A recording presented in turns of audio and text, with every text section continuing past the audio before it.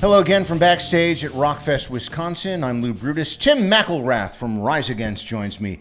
A proud Chicagoan, as always. Nice pin on today. Oh, thank you. Yeah. I got to rep it wherever I go. And you haven't really been home too much the last several months. I know. People are always asking me, like, oh, what's the music scene like in Chicago? What's going on? And I'm just like, I'm the last person to comment on that. I don't feel qualified at all. Well, how was Europe for the earlier part of the summer? It was great. We had a blast. It was mostly festivals, and those are always kind of this incredible roll of the dice where there's so many of them you can't keep them all in your head, and so every day is a surprise. Like, you wake up and you're playing with Ozzy Osbourne in England. You wake up and you're playing with the band Europe in Europe. You know, you're playing with like a lot of your friends, like Alexis on Fire, or Anti-Flag, or Bad Religion. You're making new friends with bands like Arch Enemy. You're just like, every day is this sort of different vibe. One's a metal fest, one's like a kind of a pop fest you don't know how you ended up on. And it's just a huge, the variety is so, it's always it's like opening a present every day. Was there any time for sightseeing, or did you stick around after the touring was done, maybe to see a little something? Yeah, I did stick around. I went to Paris for a bunch of days with the family and got to do all that stuff. I took in just all the sites that kind of I've seen before, but I was happy to like redo it all and show them. But we try to sightsee as much as we can. Are you a good tour guide for people? Sometimes I find, unfortunately, that people who travel a lot for a living, who get used to it and harden to it, aren't the most fun people to travel with. Yeah, I do try to get out, and I bring a bike on tour with me everywhere I go, and so when we have a day off, I get on the bike and I just kind of wander aimlessly through whatever city I'm in, and so I kind of get to discover a lot of off the beaten path type things. But I'm also a dad, I have kids, so it's like I also know where you want to take the kids as well. So I feel like I can help you steer clear of the waste of time stuff and check out the highlights. Good stuff. Now, we'll talk about what you're doing more here in the States in just a moment, but we have new music to talk about. And I think it's a little bit different for you this time around. Yeah, so we went in and recorded 10 acoustic versions of Rise Against songs. So not new material. Right. It started out as like, let's do 3 or 4 acoustic versions of stuff from the new record Wolves, but then it kind of just grew from there. And we only had 12 days to do it, so I didn't know how long or how much we would actually accomplish in those 12 days. But we actually put these 10 songs together, spanning all the way back to our first record and then all the way to our most recent record. And it really came out really cool. It's got some strings in it. There's an old punk song we turned into just a piano ballad. I played ukulele for the first time, which I just kind of figured out how to play while we were in the studio for an old song of ours. It was pretty exciting. It's called the Ghost Note Symphonies Volume 1. Do you think there will be a volume 2? That's kind of the idea. As we were doing it, we realized we're in this time crunch, but there are so many more songs that we could kind of give this treatment to that I feel like would come to life. And what excites me is to sort of be able to illuminate our older songs to a new generation and sort of dust them off and show them to them in a different way. You know, I'm kind of surprised that you're surprised it came together so quickly, because I would think a band with as much punk in their DNA and with songs that you certainly knew before, that going in and maybe bashing a bunch of stuff out must have been a lot of fun and come together quickly, and maybe a little freeing for you with those songs. Yeah, and acoustic has always been a part of our story, like ever since our second record, when I was doing Swing Life Away, and we added that to the set, and then we've had People Live Here and Hero of War and Roadside, and I've always had a part of the show where I play the acoustic guitar, and so it's always been a part of who we are. But this is the first time we've actually committed a lot of these to a record and an album. And looking back at those old punk songs, you wonder, like, will they be able to stand that treatment, And they did, and I was happy that a lot of the lyrics kind of held up.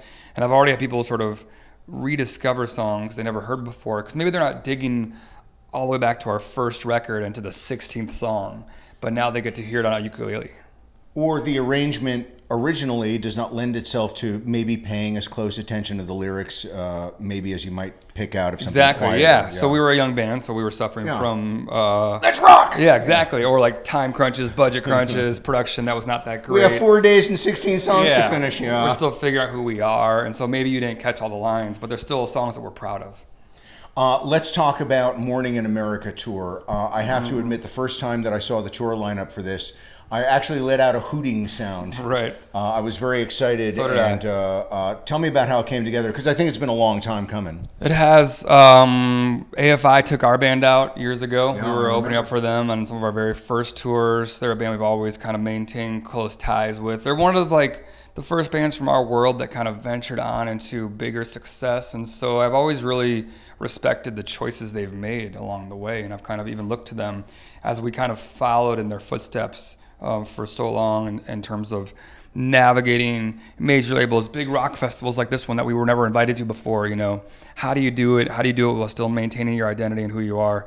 And I've always had a lot of respect for the way AFI did that. And so this tour is definitely a long time coming. We've been trying to make it happen forever, and I'm so happy that's happening. And it's happening with friends, Anti-Flag as well. All of the crew and everything are all buddies too, so it makes just for a pure fun summer.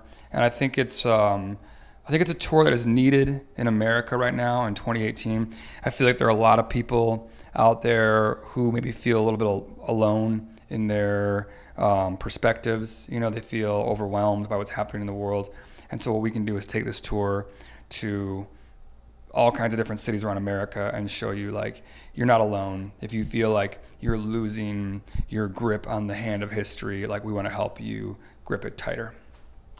You know, that's one of the things I've always enjoyed about Rise Against songs. There's often, more often than not, a sense of urgency about the message in the song.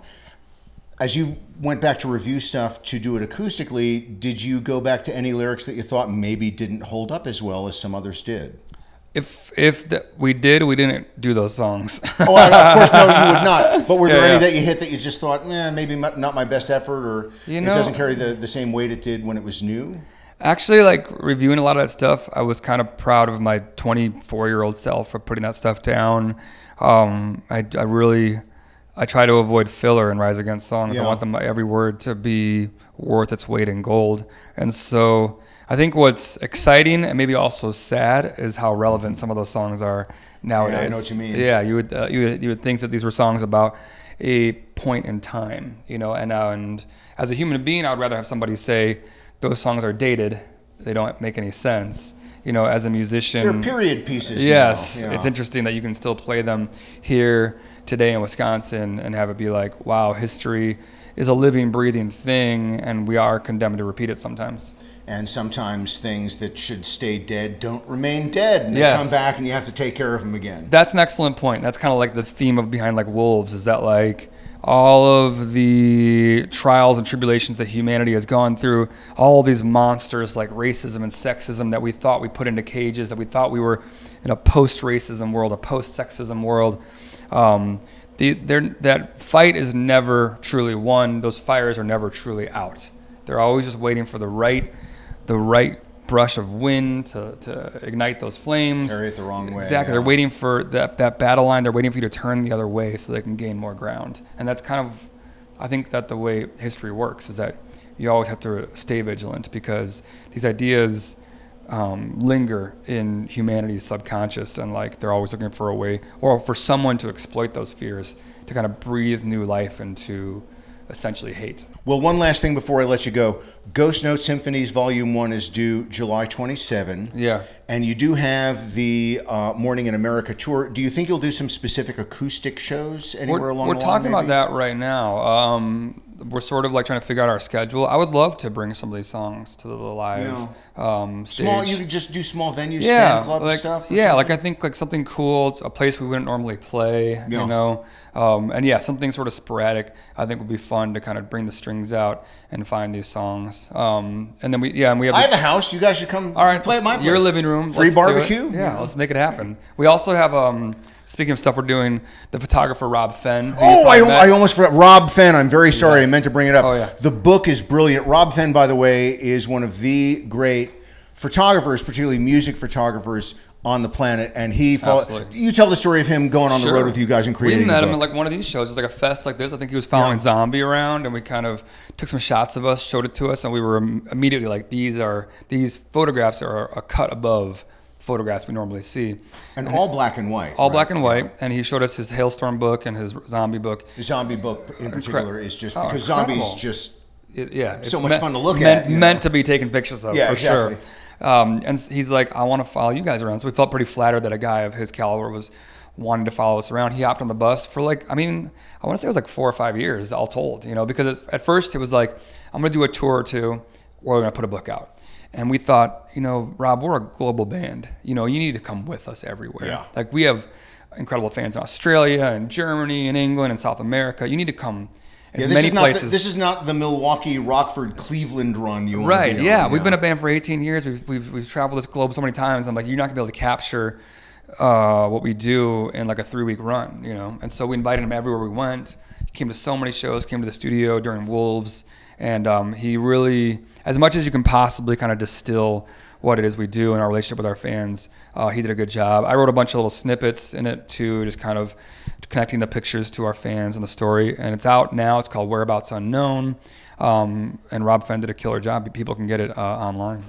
Yeah, you can hit Rob Fenn's website or the Rise Against website, and it really is an amazing, amazing bit of, well, it's art, isn't it? It really is. The pictures are incredible. So he did a good job. I mean, even when we, because the photographer is usually allowed to take pictures of the first 3 songs from the photo and then they're pit. gone, yeah. And then they're gone. And what happens is there's so much more of the set, like that happens. And so Rob had full access to our stage. We let him, walk among us, just kind of like cruising around on the stage. Like we told him, do whatever you got to do, like get the show, and he got the show. Well, and the other thing is when a photographer goes show after show after show, they know where the great moments are usually going to happen or can, sort of get together. Absolutely. And that helps a lot as well. Totally, yeah. He knows the crew guys. If we had a guest artist later in the set, he knew that was gonna happen. Yeah. I play acoustic usually most nights, so he knew when that was going to happen.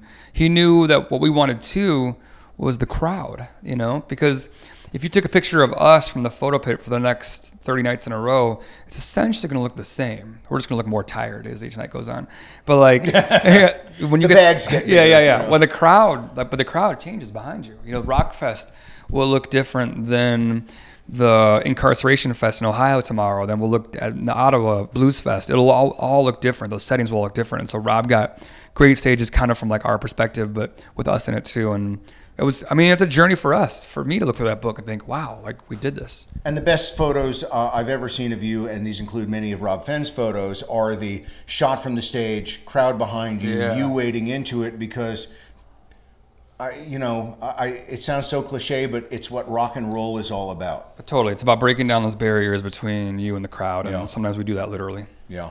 Tim McIlrath, you're an interesting fellow. Lou, I'm always glad to talk to you. It's great to see you again, man. Yeah, I'm glad you're here. Tim McIlrath from Rise Against. I'm Lou Brutus. We are backstage at Rockfest 2018 in Cadott, Wisconsin, where it's hard to find gear.